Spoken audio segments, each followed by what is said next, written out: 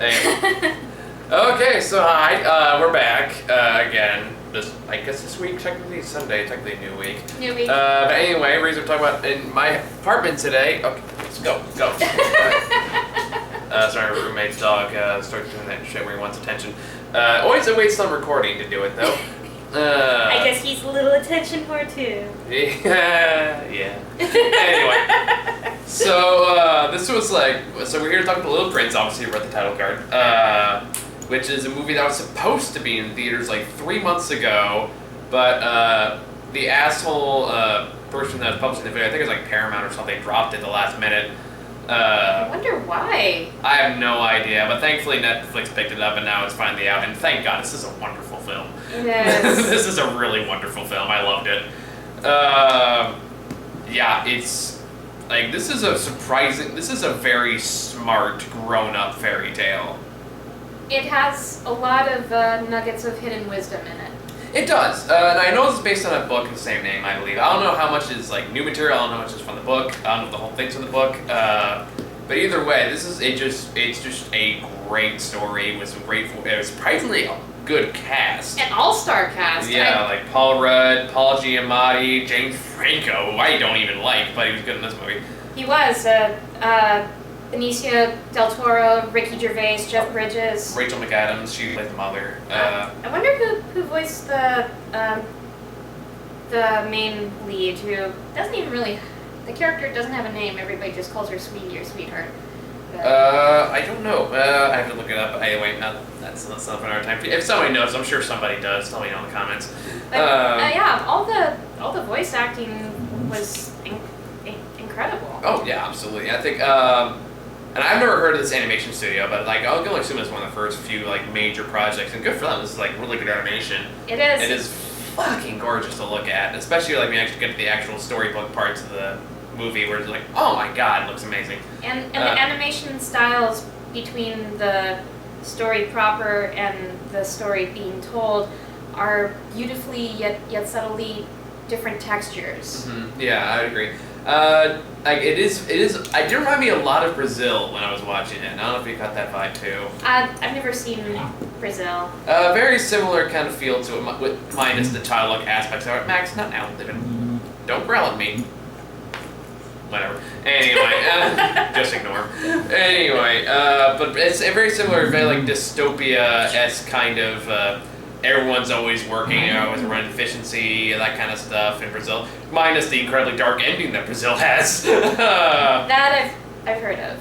But honestly, this does have a lot in common with Brazil. A lot of those same fantasy elements are there. A lot of like the person kind of fancy himself as something more than what he is, or doing more than he ordinarily do. And these big epic fantasy fights, which make up the entire third act, which I felt was kind of where Max. No, quiet. All right. Where I felt like the third act kind of lost a little steam because I think it went on a little too long. But okay, you know what? I'm taking this away. No, be too much of a prank. Okay, all right. So anyway, I lost my train of thought there. I'm seeing this is directed by Mark Osborne. I don't know what else he's worked on, but I'm really curious to see what his biography is because like this is really impressively done. It is. It's one of the few films I've seen this year that made me laugh and cry. I think this will probably make my top 10 easily towards the end of the year, I think. Just because of just how gorgeous it is, how smart it is, and like I felt like it did try to beat the whole adults live a secluded lifestyle a little too kind of on the nose after a while, but it still works perfectly fine in contrast with what they're going for. So like it's not too distracting. It was like I felt like I toned down just a bit.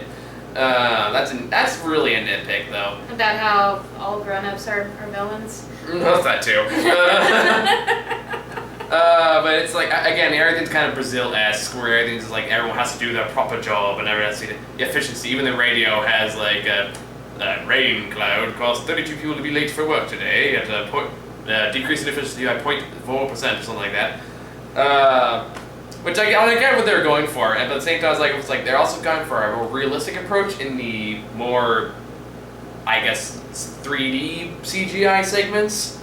So I felt like maybe they could have toned it down a bit, but again, I get what they were going for. Oh, they kind of foreshadowed it with how much of a a micromanaging planner the mother was. Well, like I said, aside from like when she's clearly like in her fantasy land, there is no real villain necessarily. Even the mother is just trying to do what she thinks is best for her daughter in the same way. Like, and by the movie, you can tell she's trying to understand and help where the daughter is coming from, but she just doesn't know how to do that.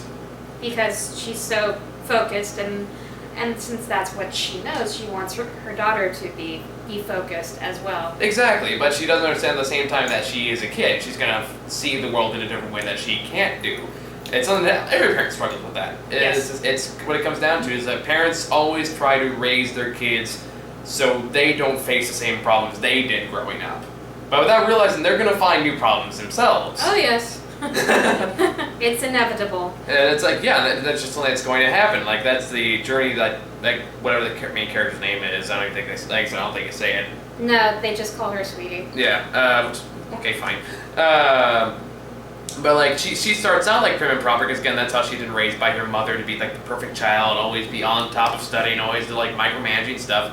But eventually she realizes there's a whole other like fantasy element to life, and also I think she learns the realities of that as well. That there's a good side and a bad side to it.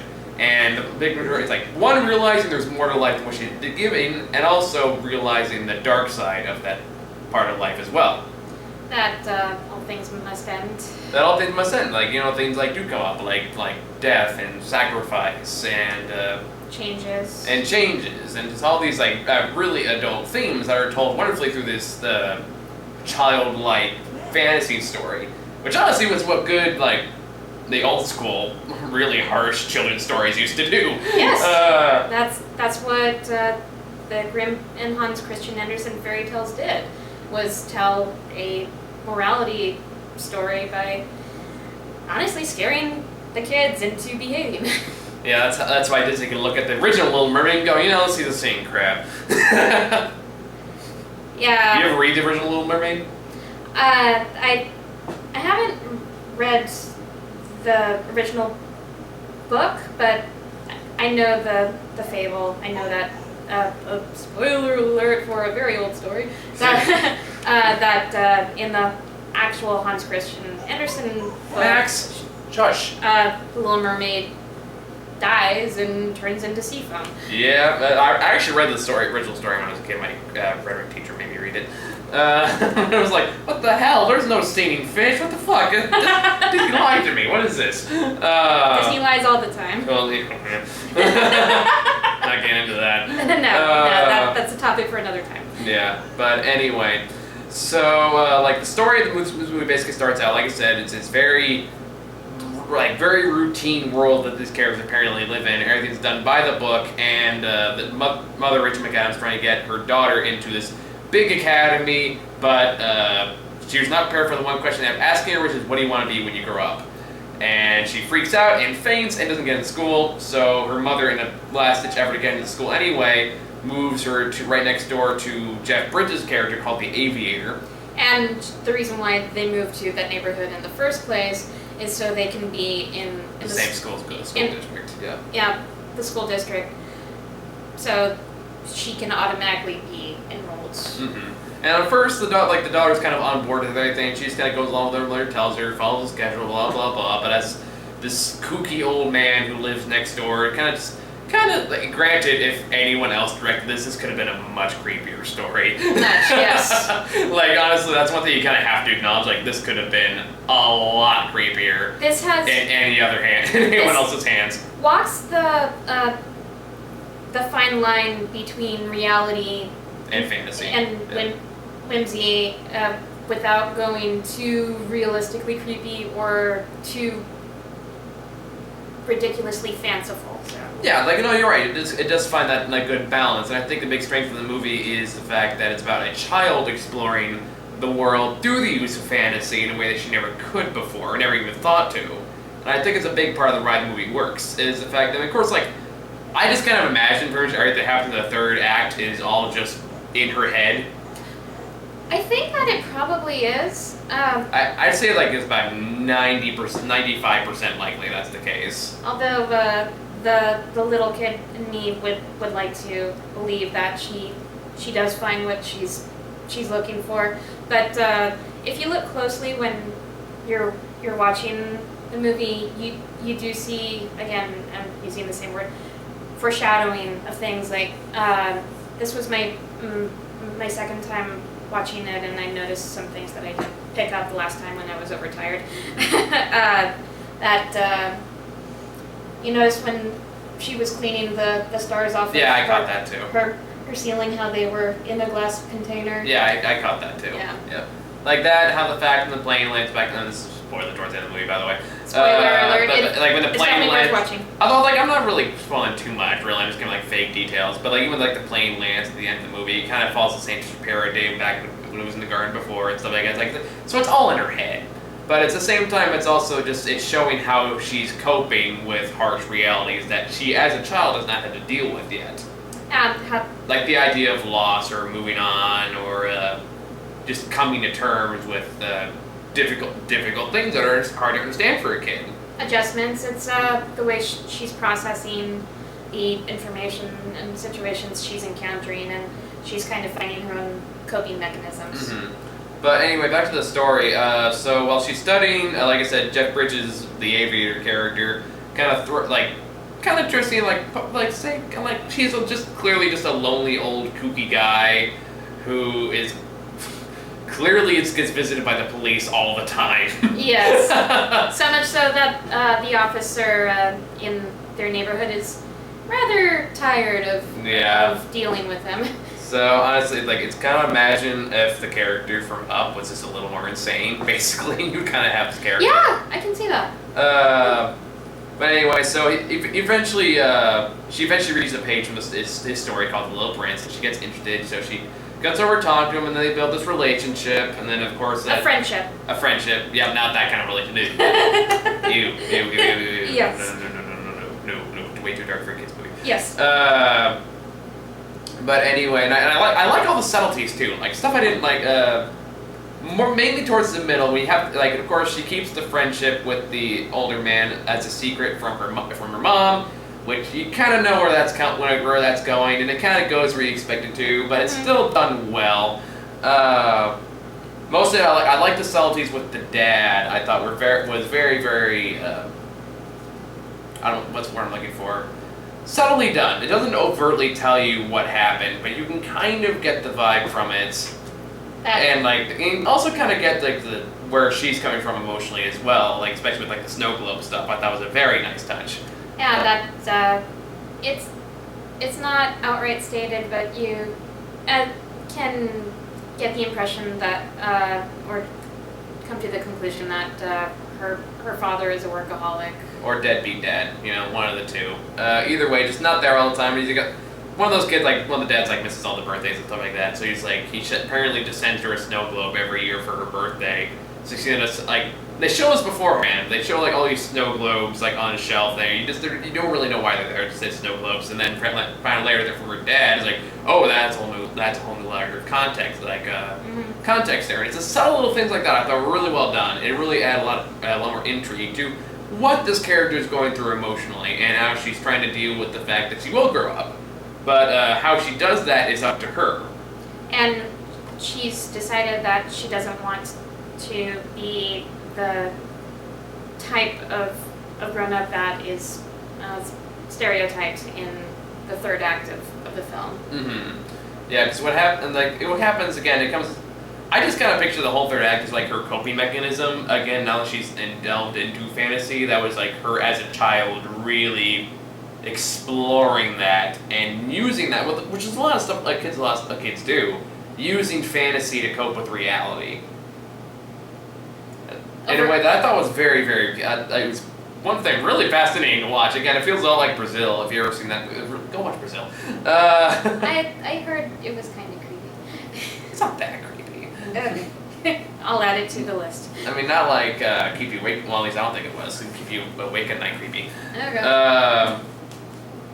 But yeah, so it's like a lot of fun visuals. It does get more like a typical kids movie towards the end, with like all the action stuff, which I thought up to that point was very like again straddling the line between fantasy and reality in a way that was very unique and like this is kids movies that we should be showing kids, in my opinion, rather than, oh, we haven't had that many. Okay, we have. It's like, we haven't had that many bad animated kids movies this year outside like Norm in the North that I can think of.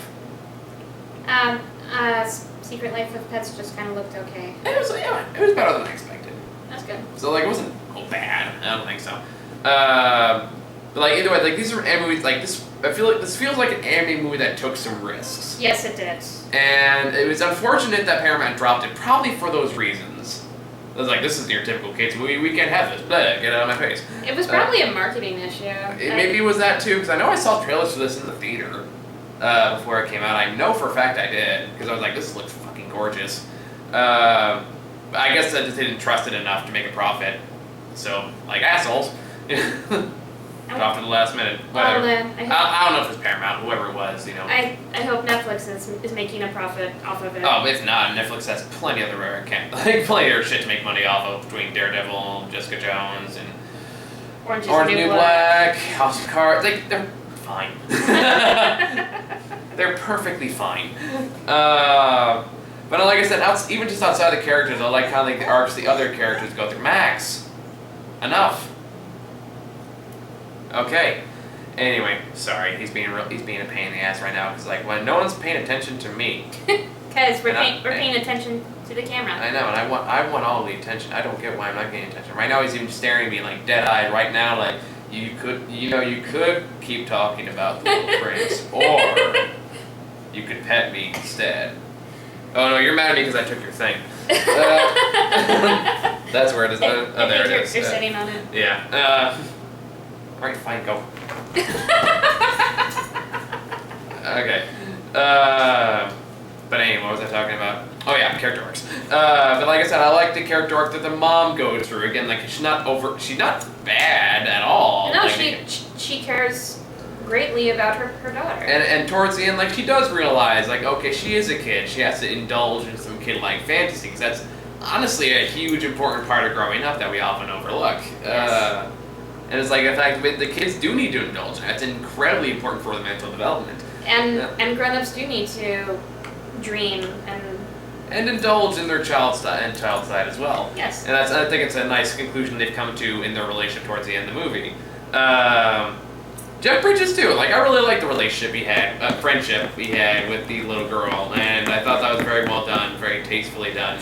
Me too. And it was like just enough that you can buy the connection. I feel like it did kind of rush the drugs a little too much, but at the same time, it was also in the context of the, what the hell are you doing? Did you drunk? Well, that's your own damn fault.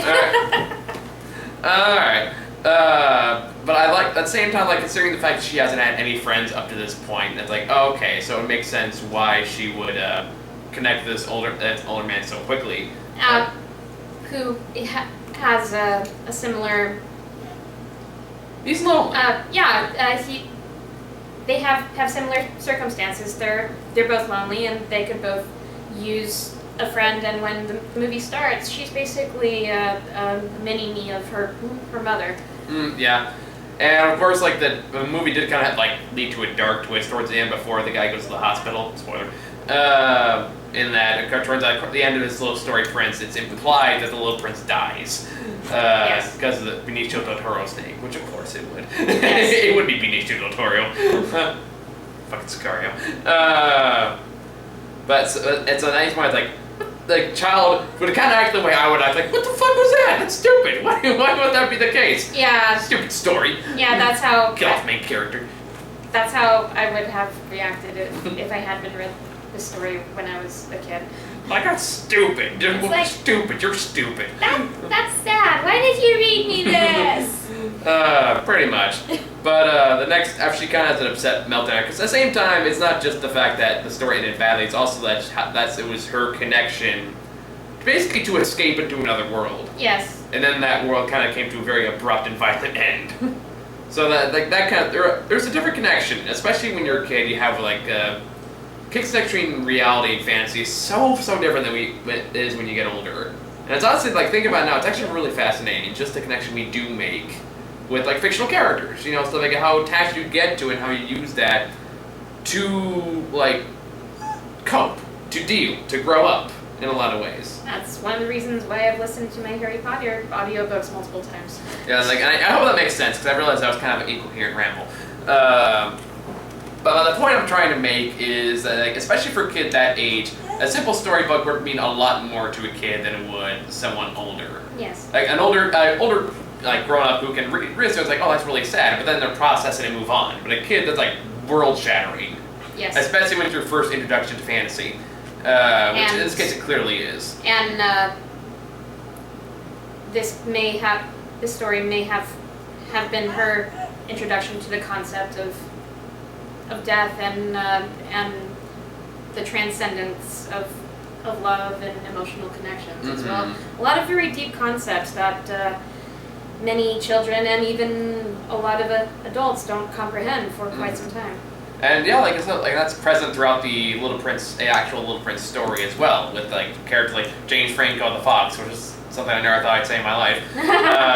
But even then, like just a lot of interesting concepts and a lot of important like nuggets of wisdom for kids as well. Yes. And I feel like it's like this is stuff we should be making more for kids, rather than just the generic crap we see. No, you're not getting it anymore. You're being too much of a whiny butt. Anywho, so yeah, I really love this movie. Me too. Like I said, in the third act, for those who are curious, we're talking about if you don't plan to see it.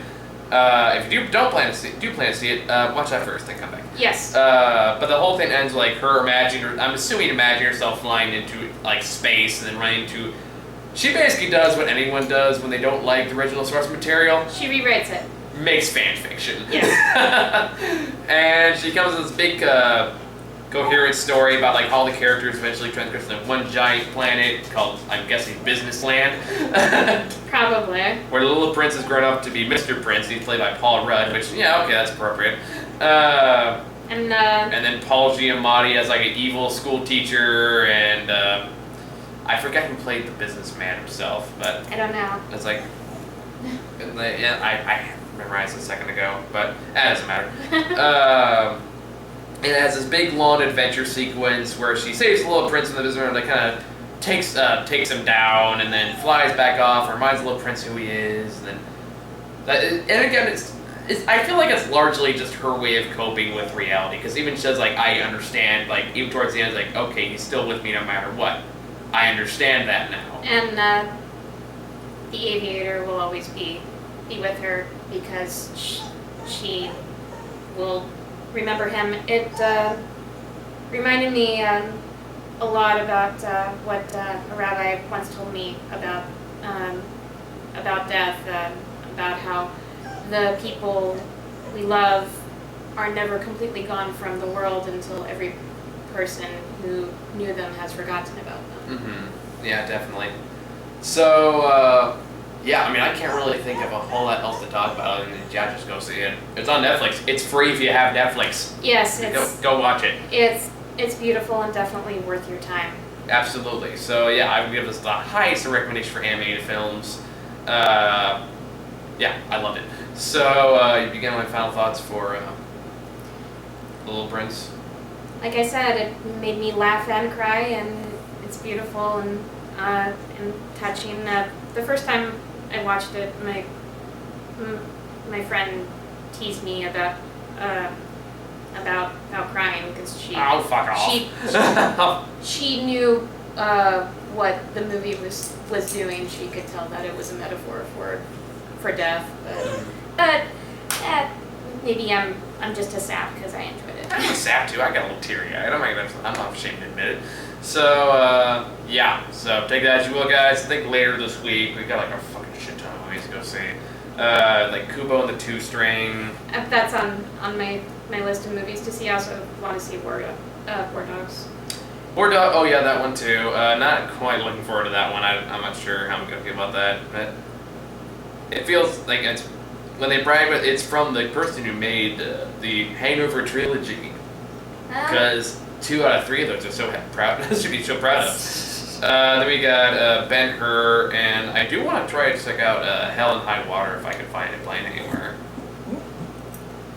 I'm not familiar with that one. Is that in? It's a Western made by the guy who made Sicario. Oh, interesting. Yeah, or it's like some kind of heist movie. But anyway, looks pretty interesting. So, yeah, I think it's all we got for this one. So thank you all for watching. See you all later.